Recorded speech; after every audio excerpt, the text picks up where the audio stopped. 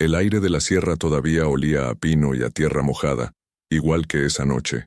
Han pasado 10 años, pero hay olores que se niegan a morir, que se anclan en el alma como fantasmas. Mi nombre es Sofía, y tengo 62 años. A esta edad, una aprende que el tiempo no cura, solo enseña a convivir con las heridas. La mía tiene la forma del cañón del cobre, una cicatriz inmensa y majestuosa que se tragó a 3 de los hombres que más amaba: mi tío Roberto, mi primo Mateo, y mi hermano, mi pequeño David. Cada aniversario es un ritual silencioso. Vengo a este mirador, el mismo desde donde los vi partir, y me siento en la misma banca de madera astillada, esperando una respuesta que sé que nunca llegará. El sol de la tarde tiñe las barrancas de un anaranjado melancólico, casi fúnebre. Es un espectáculo de una belleza cruel, un recordatorio de que el mundo sigue girando, indiferente al vacío que dejó en mi pecho. Mi tío Roberto era un roble, un hombre forjado en el campo, de manos callosas, y una risa que retumbaba como un trueno lejano. Él nos enseñó a amar esta tierra, a leer los secretos del viento y a respetar el silencio de las montañas. La sierra no habla, mija, pero susurra verdades a quien sabe escuchar, me decía, mientras sus ojos, 2 pequeñas cuentas de obsidiana, se perdían en la inmensidad del cañón. Él era el guardián de las historias familiares, de las leyendas de los rarámuris que se escondían en las profundidades de las barrancas, y de los tesoros que, según decían, los revolucionarios habían ocultado en sus cuevas. Para él, el cañón del cobre era más que un accidente geográfico, era un ser vivo, un laberinto de venas y arterias por donde corría la sangre de nuestros antepasados. Amaba este lugar con una devoción casi religiosa, y fue esa devoción la que lo arrastró a su perdición. Mateo, mi primo, era su sombra. Había heredado la fortaleza de su padre, pero sus ojos tenían un brillo distinto, el de la ambición. Soñaba con salir del pueblo, con hacer fortuna en la ciudad. A menudo lo veía hojear revistas de autos de lujo y casas de revista. Una vez, mientras cenábamos, declaró con una seguridad que a todos nos sorprendió: un día, tía, voy a llegar a este mismo pueblo conduciendo un BMW último modelo, y voy a construirle a mi papá la casa más grande de toda la sierra. Roberto solo sonrió, con esa mezcla de orgullo y tristeza de quien sabe que los sueños de los hijos a menudo implican dejarlos ir. Mateo veía en el cañón no solo la belleza salvaje que su padre admiraba, sino una oportunidad. Las leyendas de tesoros escondidos eran para él un mapa, una promesa de la vida que anhelaba, lejos del polvo y la sencillez de nuestra existencia. Y luego estaba David, mi hermano. Apenas tenía 20 años. Era un alma noble, un muchacho lleno de luz y de sueños más sencillos. Quería ser maestro, enseñar a los niños del pueblo a leer y a escribir, a entender el mundo más allá de las montañas que nos rodeaban. Se unió al viaje por lealtad, por el amor incondicional que sentía por su tío y su primo. No le importaban los tesoros ni las leyendas, solo quería estar con ellos, compartir una aventura más, forjar un recuerdo. La última vez que lo vi, me abrazó con fuerza. No te preocupes, Sophie. Vamos a volver en una semana, justo a tiempo para tu cumpleaños. Te traeré la flor más rara que encuentre en el fondo de la barranca. Su sonrisa, tan pura y llena de vida, es la imagen que me atormenta en las noches de insomnio. A veces, cuando cierro los ojos, todavía puedo sentir el calor de su abrazo, el olor a jabón barato y a juventud que emanaba de él. La noche que desaparecieron, el cielo estaba cubierto por un manto de nubes negras que presagiaban tormenta. Una extraña quietud se había apoderado del pueblo, un silencio denso, casi palpable. Los perros no ladraban, los grillos no cantaban. Era como si la naturaleza entera contuviera la respiración. Yo estaba en el porche, tejiendo una bufanda para David, cuando vi la camioneta de mi tío alejarse por el camino de terracería que serpentea hacia la boca del cañón. Las luces traseras, 2 puntos rojos en la oscuridad, se desvanecieron en la distancia, y sentí un escalofrío recorrer mi espalda, un presentimiento helado que se me instaló en el pecho como una astilla de vidrio. Traté de ignorarlo, de atribuirlo al frío de la sierra, pero era algo más. Era un miedo ancestral, una advertencia silenciosa que no supe descifrar. Esa noche, Mientras la tormenta finalmente se desataba con una furia apocalíptica, tuve una pesadilla. Soñé que caminaba por un sendero estrecho al borde de un precipicio. La oscuridad era total, pero a lo lejos podía ver una figura. No era humana, era alta, delgada, y se movía con una fluidez antinatural. Era una sombra, una mancha de negrura más intensa que la propia noche. No tenía rostro, ni ojos, pero sentía su mirada clavada en mí, una mirada que me helaba la sangre y me paralizaba los músculos. Quería gritar, llamar a David, a Roberto, a Mateo, pero de mi garganta no salía ningún sonido. La sombra levantó un brazo, largo y huesudo, y señaló hacia el abismo. Y entonces, desperté. Estaba empapada en sudor, con el corazón latiendo desbocado en mi pecho. La lluvia golpeaba las ventanas con violencia, y el viento aullaba como un alma en pena. Me levanté y miré por la ventana, hacia la oscuridad impenetrable donde se erigía el cañón, y justo en ese momento, un relámpago iluminó el paisaje por una fracción de segundo. Y la vi.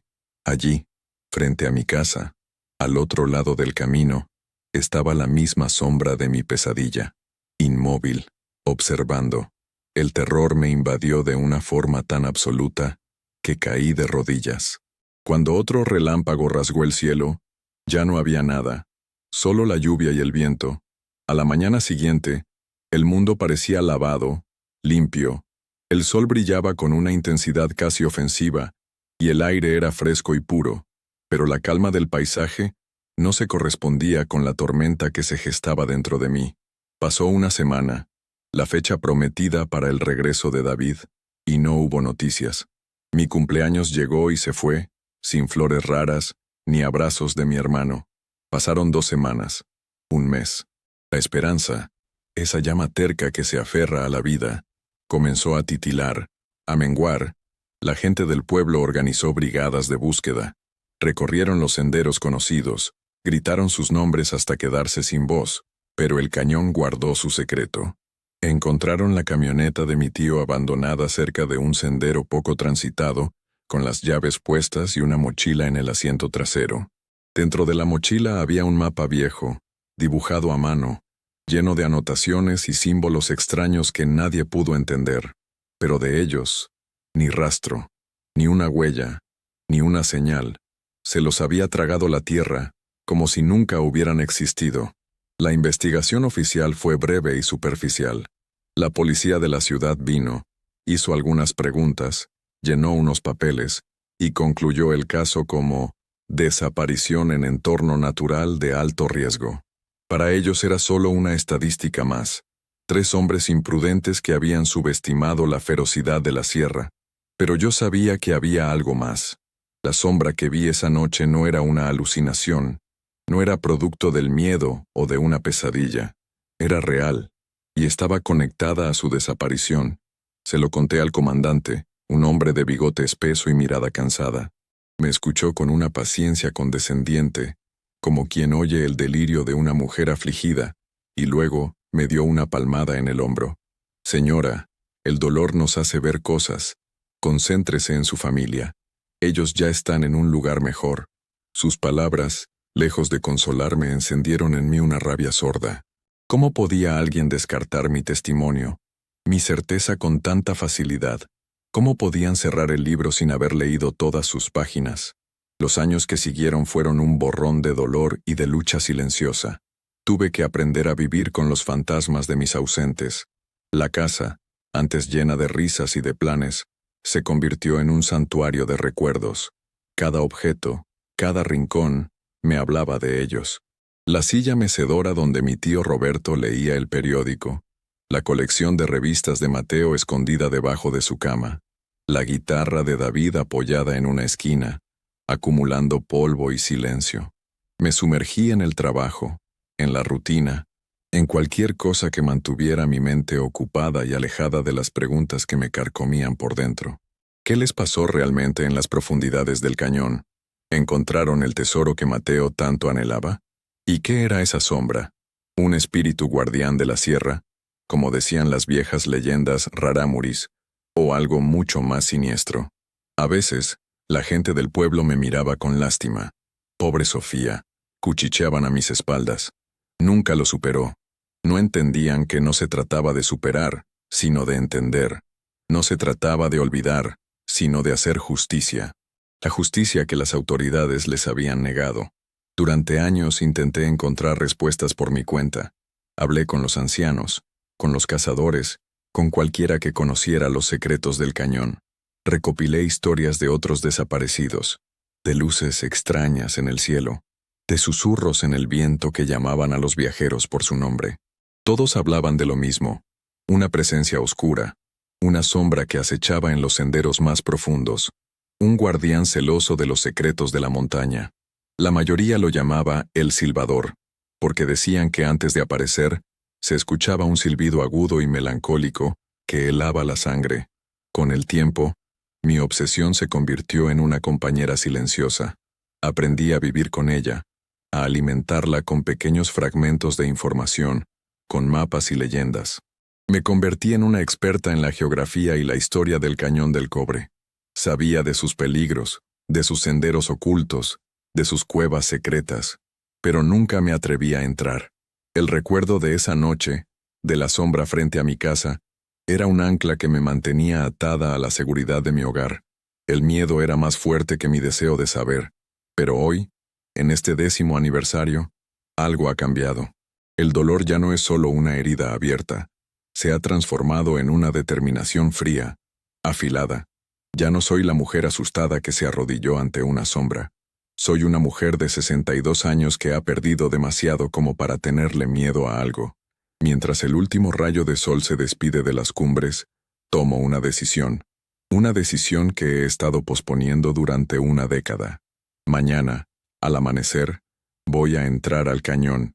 Voy a seguir el mismo camino que ellos tomaron. Voy a buscar el lugar marcado en ese mapa viejo y polvoriento que guardo como una reliquia. No sé qué encontraré. Tal vez solo rocas y silencio.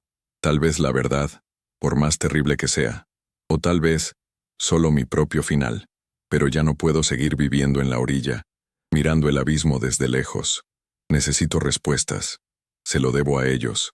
Se lo debo a mi tío Roberto, que me enseñó a amar esta tierra, a mi primo Mateo, que soñaba con un futuro brillante, y sobre todo a mi hermano David, que me prometió una flor rara y me dejó un vacío eterno. Me levanto de la banca, con las piernas entumecidas por el frío y la inmovilidad. Le doy una última mirada al cañón, que ahora yace en penumbras, un gigante dormido lleno de secretos. Voy por ustedes. Susurro al viento, y mis palabras se pierden en la inmensidad. Por primera vez en 10 años, no siento miedo. Siento una extraña paz, la calma que precede a la batalla, porque sé que este viaje no es solo una búsqueda de mis seres queridos, es una búsqueda de mí misma, de la pieza que me falta, de la paz que solo la verdad puede traer. Y si en ese camino me encuentro de nuevo con esa sombra, esta vez no me arrodillaré, esta vez la miraré de frente. El regreso a casa es un peregrinaje a través de los recuerdos. Cada casa del pueblo, cada rostro que me saluda con un gesto cansado, es un capítulo de la vida que se fue. Doña Elvira, sentada en su porche, me ofrece una taza de café. Ella perdió a su esposo en la mina hace 30 años. Sus ojos, profundos y sabios, me miran con una comprensión que va más allá de las palabras. El cañón se queda con lo que quiere, Sofía. A veces devuelve los cuerpos. A veces, solo el eco. Asiento en silencio, agradeciendo el café con un gesto. Ella sabe de ausencias, de silencios que gritan. Su vida, como la mía, está marcada por la geografía de la pérdida. En su casa todo es humilde, pero un pequeño lujo resalta en la repisa. Una figura de porcelana de Lladró, un regalo de su hijo que trabaja en Estados Unidos. Un recordatorio de que incluso en la sencillez, hay espacio para la belleza y los sueños que cruzan fronteras. En mi casa, el silencio es abrumador. Preparo una cena frugal que apenas pruebo. Mi mente está en otra parte, planificando la jornada de mañana. Saco el mapa de la caja de madera donde guardo mis tesoros más preciados. Una foto de mis padres, el primer dibujo de David, una medalla de la Virgen de Guadalupe que perteneció a mi madre. El mapa está desgastado, casi quebradizo. Las anotaciones de mi tío Roberto son precisas, técnicas, pero hay otras, hechas con una letra más impulsiva, casi desesperada. La letra de Mateo, palabras sueltas, oro, beta madre, la cueva del ojo, y una frase, subrayada varias veces, la sombra vigila. Mi corazón da un vuelco. Ellos también la vieron. No fue una alucinación mía. Fue real. Esta certeza, en lugar de asustarme, me da fuerza. No estoy loca. Hay algo en ese cañón, algo que ellos encontraron y que, quizás, les costó la vida. Repaso mi equipo. Una mochila resistente, agua, comida enlatada, una linterna potente, una navaja, y la vieja carabina de mi padre. No soy cazadora, pero mi padre me enseñó a disparar, por si las moscas, decía. Nunca pensé que llegaría el día en que consideraría usarla. Me pongo las botas de montaña, las mismas que usaba para caminar con David por los senderos cercanos. Se sienten extrañamente cómodas, como un abrazo del pasado. Antes de acostarme, me detengo frente al espejo. La mujer que me devuelve la mirada tiene el pelo blanco, la piel surcada de arrugas y los ojos cansados, pero en el fondo de esas pupilas hay una chispa, una llama que se ha negado a extinguirse. Es la llama de la esperanza, o tal vez solo de la terquedad. Me acuesto, pero sé que no dormiré. La noche será larga, una vigilia llena de fantasmas y de decisiones. El cañón me espera, y yo, por fin, estoy lista para responder a su llamada. Mañana, la búsqueda comienza. Mañana, me enfrentaré a la sombra. La madrugada me encuentra despierta, sentada en la cocina con una taza de café humeante entre las manos. El aroma me transporta a otros tiempos, a las mañanas en que mi madre preparaba el desayuno para todos, cuando la casa resonaba con las voces y las risas de los que ya no están. Afuera, la oscuridad todavía se aferra al mundo, pero en el horizonte oriental, una tímida línea de luz anuncia el nacimiento de un nuevo día. Este no es un día cualquiera. Es el día en que el pasado y el presente convergerán, el día en que dejaré de ser una espectadora de mi propio dolor para convertirme en la protagonista de mi búsqueda. El plan es simple en su concepción, pero complejo en su ejecución. Seguiré la ruta que, según mis investigaciones, ellos tomaron. Un sendero llamado el Espinazo del Diablo, conocido por su dificultad y por las historias que se cuentan sobre él. El mapa de mi tío será mi guía. Mientras reviso por última vez el contenido de mi mochila, mis dedos rozan un objeto frío y liso. Es un pequeño amuleto de plata, una figura de un colibrí, que David me regaló en mi 50º cumpleaños. Para que nunca te falte la alegría, Sophie, me dijo. Lo aprieto con fuerza en mi mano. Será mi talismán, mi conexión con el espíritu de mi hermano. La carabina se siente pesada y extraña en mi espalda. Es un peso físico, pero también simbólico. Representa la aceptación de que el peligro que voy a enfrentar podría no ser solo natural. Es una herramienta de última instancia, una barrera frágil contra lo desconocido. Salgo de la casa y cierro la puerta con una sensación de finalidad. No sé si volveré a cruzar este umbral.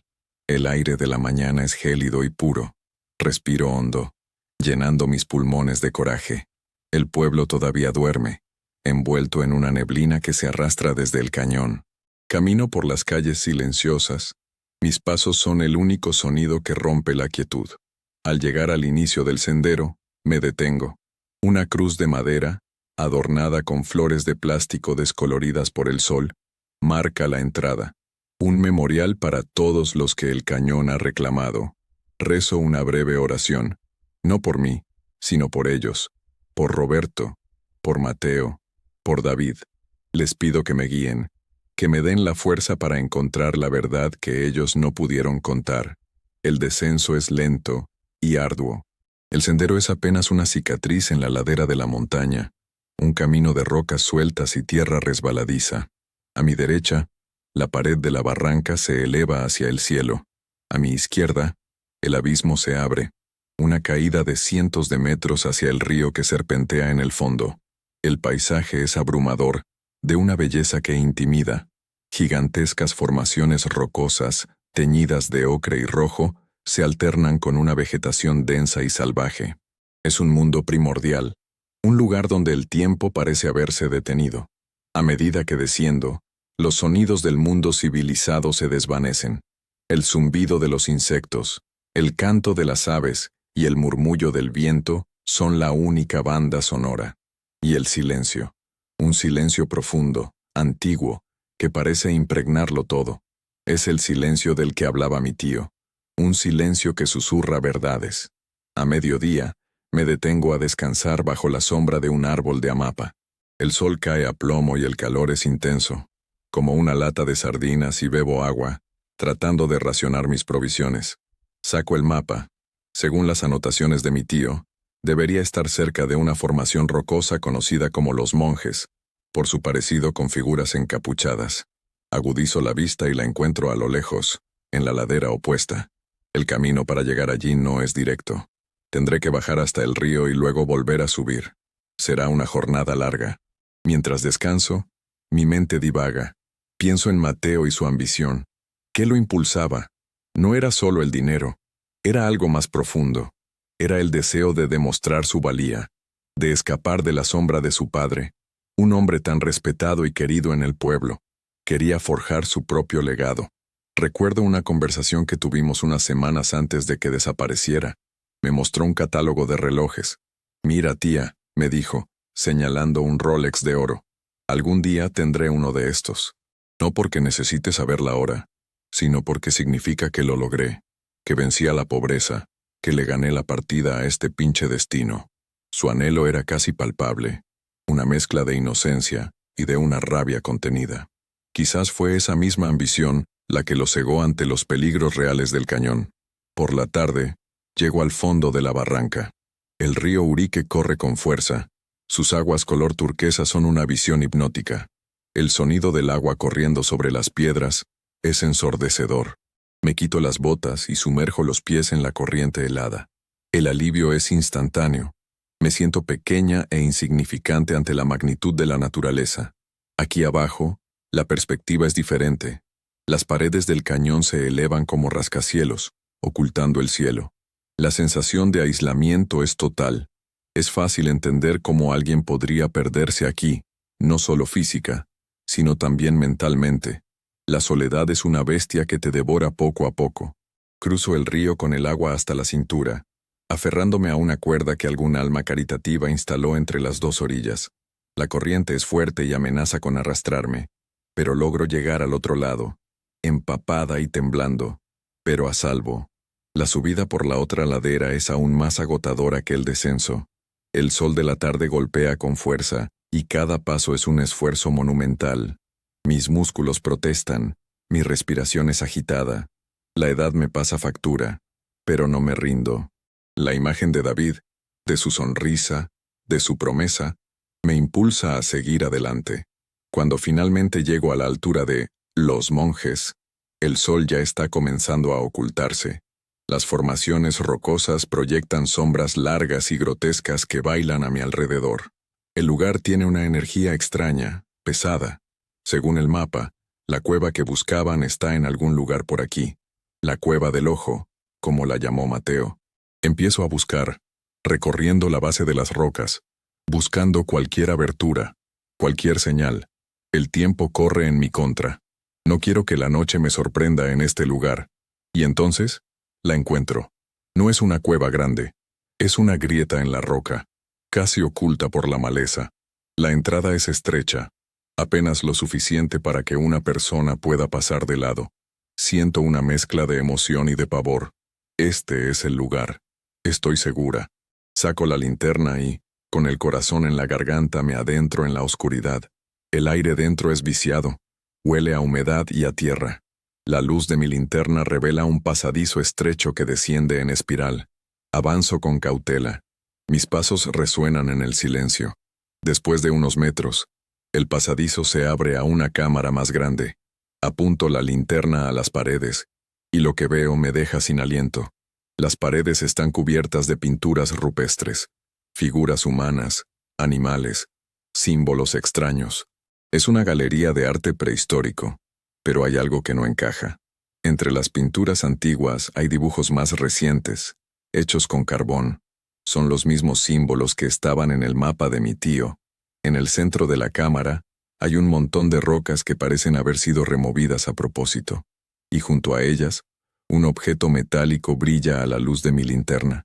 Me acerco y lo recojo. Es una cantimplora militar, abollada y oxidada. Tiene unas iniciales grabadas. R.B. Roberto Velázquez. Mi tío. Las lágrimas acuden a mis ojos. Estoy en el lugar correcto. Ellos estuvieron aquí. Remuevo las rocas con manos temblorosas. Debajo hay un hueco, y dentro del hueco, una caja de madera podrida.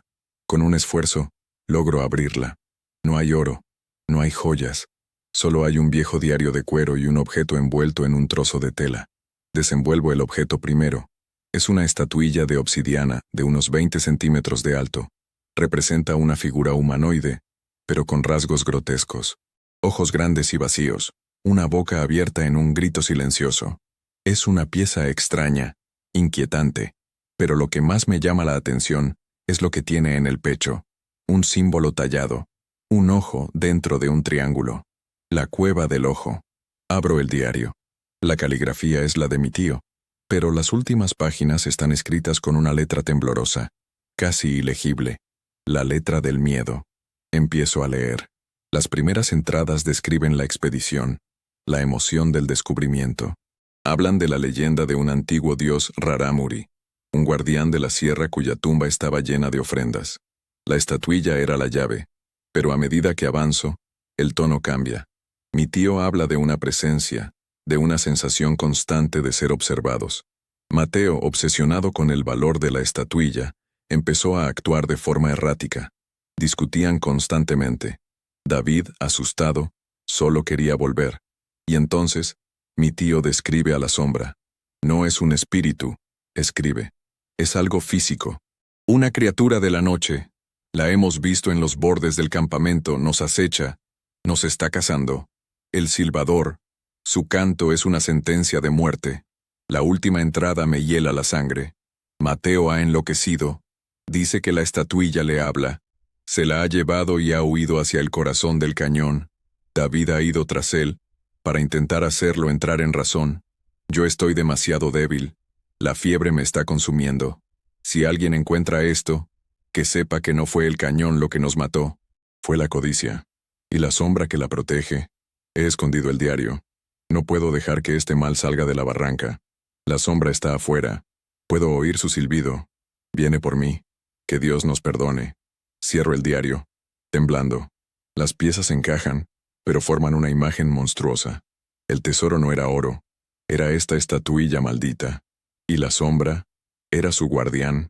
De repente, lo oigo. Un sonido agudo, melancólico, que viene de la entrada de la cueva. Un silbido. Mi corazón se detiene. El silbador. La sombra. Está aquí. Me quedo paralizada, el pánico me inunda.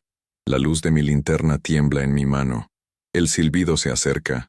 Siento una presencia en la entrada de la cueva, una mancha de oscuridad que bloquea la poca luz que entraba de afuera. No puedo verla, pero sé que está ahí, observándome. La misma presencia de aquella noche, hace 10 años. El terror es tan intenso que me cuesta respirar, pero entonces, la imagen de David acude a mi mente. Su sonrisa, su valentía al ir tras su primo. La rabia desplaza al miedo. Esta criatura, esta cosa, me quitó a mi familia.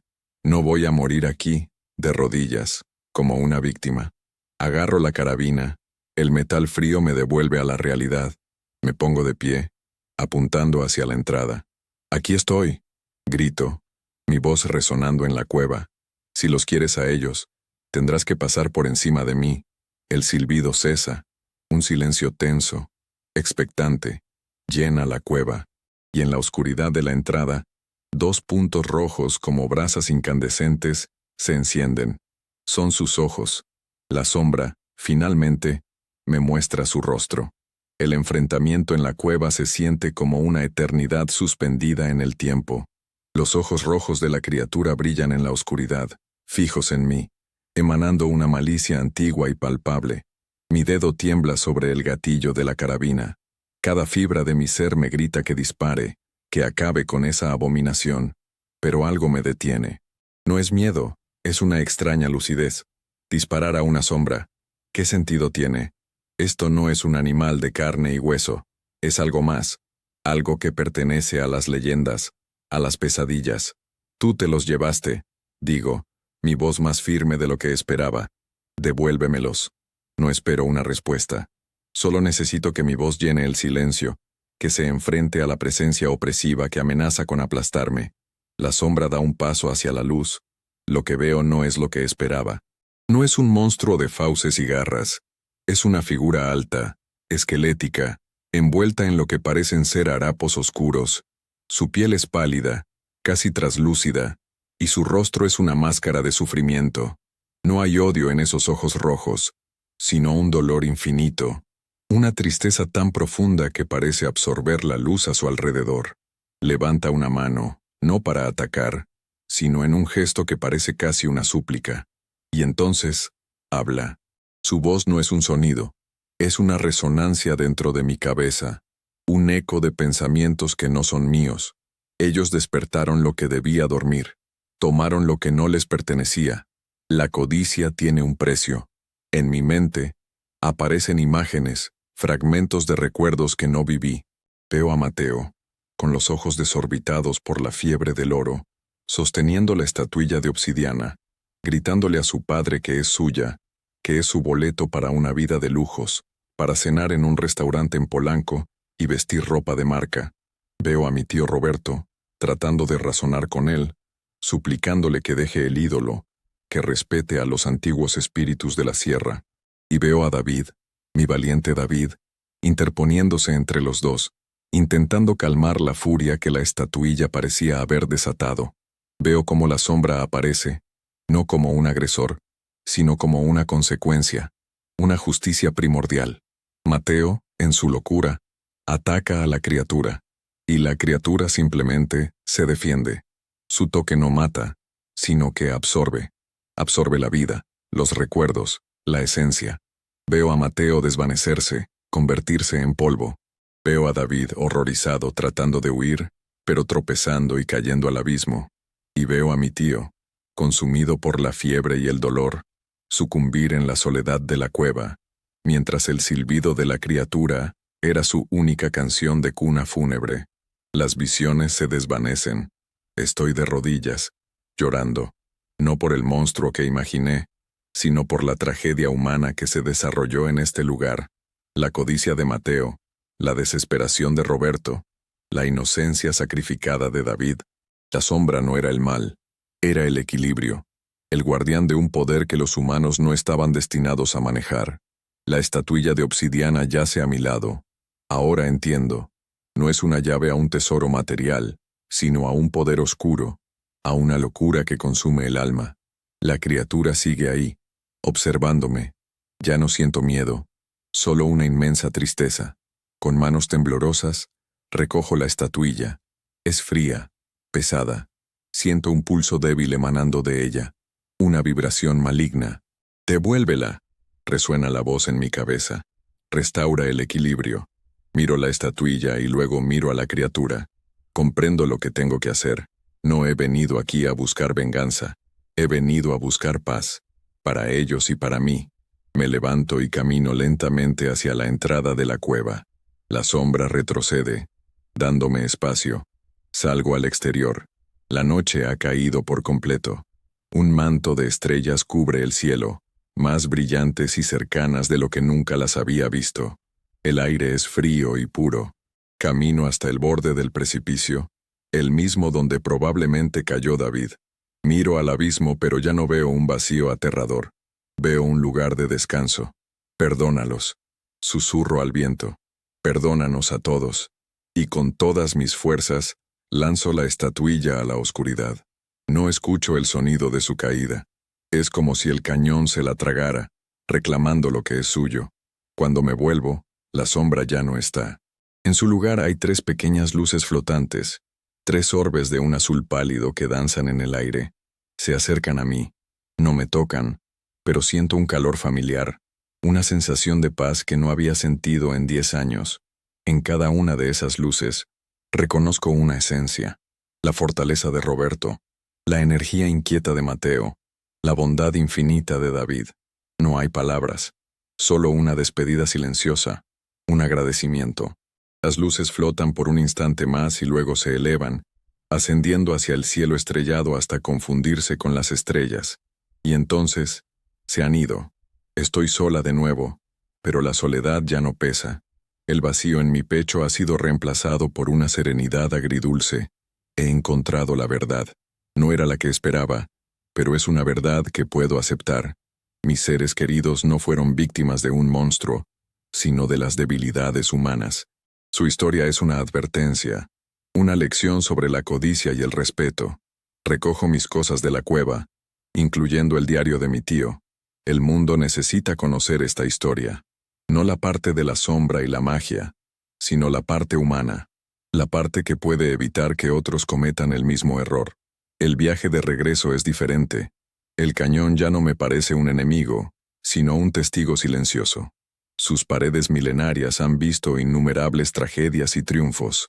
La mía es solo una más. Pero es mía, y he hecho las paces con ella. Cuando llego de nuevo a la cima, al mirador donde comenzó todo, el sol está saliendo. Los primeros rayos de luz pintan el cielo de rosa y dorado. Un nuevo día, un nuevo comienzo. Miro por última vez la inmensidad del cañón del cobre. Ya no es una cicatriz, es parte de mí. Los meses que siguieron a mi regreso fueron de una quietud transformadora. Entregué el diario de mi tío a las autoridades. No mencioné la estatuilla ni la sombra. Sabía que me tomarían por loca. Simplemente dije que había encontrado el último campamento de mi tío y que su diario explicaba que un accidente, exacerbado por las duras condiciones y una disputa interna, había causado la tragedia. Cerraron el caso. Para el mundo era un final plausible. Para mí, era una verdad a medias que protegía un secreto mucho más profundo. Decidí vender algunas de las tierras de la familia, las que estaban más alejadas y que ya nadie trabajaba. El dinero no me interesaba para lujos. No soñaba con mansiones con chef privado ni con viajes a Beverly Hills. Mi vida estaba aquí, en la sencillez de la sierra. Pero el dinero me dio libertad. La libertad de convertir la vieja casa de mi tío Roberto en una pequeña biblioteca para los niños del pueblo. La llamé El Rincón de David, en honor a mi hermano y a su sueño de ser maestro. La llené de libros, de mapas, de historias del mundo que él nunca pudo ver. Los niños venían por las tardes, y sus risas llenaban el vacío que la tristeza había dejado. En sus ojos curiosos, veía la misma luz que tenía David, y supe que su espíritu, de alguna manera, vivía en ellos. Mi vida encontró un nuevo propósito. Ya no era la mujer que esperaba en una banca, sino la que construía puentes hacia el futuro. Me convertí en la guardiana de las historias del pueblo, en la memoria viva de nuestra gente. Los ancianos venían a mí para compartir sus recuerdos, y los jóvenes, para escuchar las leyendas que sus abuelos les contaban. Hablaba a menudo del cañón, no como un lugar de muerte, sino como un maestro severo pero justo. Enseñaba a los jóvenes a respetarlo, a entender sus reglas, a escuchar sus susurros. Les contaba la historia de 3 hombres valientes que se perdieron en su inmensidad, no para asustarlos, sino para enseñarles sobre la humildad y los peligros de la ambición desmedida. Una tarde, un joven del pueblo, que se había ido a trabajar a Estados Unidos y había vuelto de visita, se sentó a hablar conmigo. Era nieto de doña Elvira. Me contó de su vida allá, de su trabajo duro, pero también de sus pequeños triunfos. Con su primer sueldo le había comprado a su abuela un bolso de piel, no de una marca famosa como Louis Vuitton, pero sí uno de buena calidad, como símbolo de su gratitud. Me dijo que mi historia, la que yo contaba sobre mi familia, le había enseñado a valorar lo que realmente importa, no el dinero, no las posesiones, sino las raíces, la familia, el respeto por la tierra que nos vio nacer. Sus palabras fueron un bálsamo para mi alma. Supe entonces que la tragedia de mi familia no había sido en vano. Su historia se había convertido en una semilla, y estaba dando frutos en las nuevas generaciones. Hoy, ya no voy al mirador a llorar, sino a agradecer. Agradezco los años que tuve con ellos. Agradezco las lecciones que aprendí en la oscuridad. Agradezco la paz que finalmente encontré. Sé que no estoy sola. Ellos están en el viento que peina los pinos, en el río que canta en el fondo de la barranca, en cada estrella que ilumina la noche de la sierra, y a veces, cuando el silencio es absoluto, creo escuchar un silbido lejano, agudo y melancólico, pero ya no me causa miedo. Es solo un recordatorio, el recordatorio de que hay fuerzas más grandes que nosotros, secretos que el mundo moderno ha olvidado, y que el equilibrio entre la luz y la sombra es frágil, y es nuestro deber protegerlo. Gracias por llegar hasta el final de esta reflexión. Si estás leyendo esto, quiero que sepas que no estás solo. Ahora, te invito a un momento de calma. Voy a compartir una oración. No importa tu religión, sino tu fe. Una oración pensada para ayudarte, para abrazar a todos los que en silencio luchan, sienten, esperan. Solo cierra los ojos un instante y deja que estas palabras te acompañen. Ten fe. Todo va a estar bien. Orar. Encenderse por dentro. Hay dolores que nadie ve. Dolores que no gritan, no sangran, pero pesan como un velo sobre los hombros. Esos que uno carga en silencio, tratando de entender, de seguir, de soportar. Pero hay un momento, y yo he estado ahí varias veces, en que el esfuerzo cansa, la mente se rinde, y algo dentro de uno se arrodilla, no por debilidad, sino por verdad. Es en ese instante cuando la oración comienza, o mejor dicho, aparece. No esa hecha con palabras bonitas o promesas apresuradas, sino la que brota de un lugar tan profundo que ni siquiera tiene nombre, como un susurro del alma diciendo, ya no puedo sola. Orar, descubrir, no es pedir, es recordar. Recordar quiénes somos cuando el ego se aquieta. Recordar que la vida también late en lo invisible, que hay un centro en nosotros donde todo descansa, y que, aunque por fuera todo parezca derrumbarse, ese centro permanece. A veces, orar es simplemente cerrar los ojos y recogerse como una flor que siente el frío de la noche. Es permitir que una presencia suave nos envuelva, no como magia, sino como sustento, como quien dice sin prisa, aquí estoy, incluso ahora. La oración, o la súplica, no cambia el mundo, pero cambia a quien ora. No evita los dolores, pero transforma la forma en que atravesamos cada uno de ellos. Nos da una mirada más tierna, un corazón menos endurecido, un paso más firme, incluso en la oscuridad. Es como si, por un instante, el alma flotara por encima del tiempo y regresara al cuerpo con más paz. No una paz ruidosa, sino esa que solo quien ha pasado por el caos puede reconocer. Orar es afinar la escucha. La mente se calla y la intuición despierta. Las respuestas no siempre vienen en palabras. A veces son solo percepciones, toques sutiles, un calor en el pecho. La oración ilumina lo que estaba turbio, deshace nudos que ni sabíamos que teníamos. Y lo más bonito es que no tiene que ser complicado. Orar es hablar con Dios, con el universo, con esa inteligencia amorosa que nos habita y nos envuelve, incluso cuando lo olvidamos. Y no tiene que sonar bonito. No necesitas saber rezar.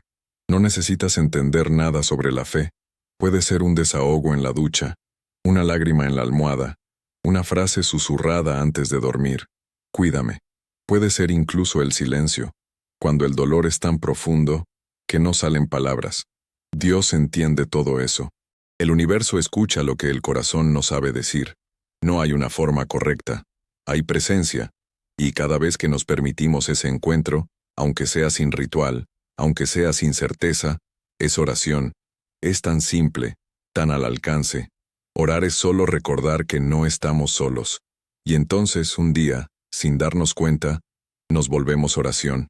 La forma de caminar, de tocar, de callar, todo empieza a vibrar distinto. Ni siquiera hace falta decir nada. Solo estar ahí ya es oración viva. Y hasta en los días en que no logramos orar, y sí hay días así, el alma sigue orando por nosotros. El espíritu no olvida de dónde viene. Al final, orar es eso, encenderse por dentro, y dejar que esa luz nos guíe, incluso cuando no sabemos el camino. Gracias por acompañarme en esta historia. Si te ha tocado el corazón, déjame un comentario, y sigue nuestro canal para más relatos como este.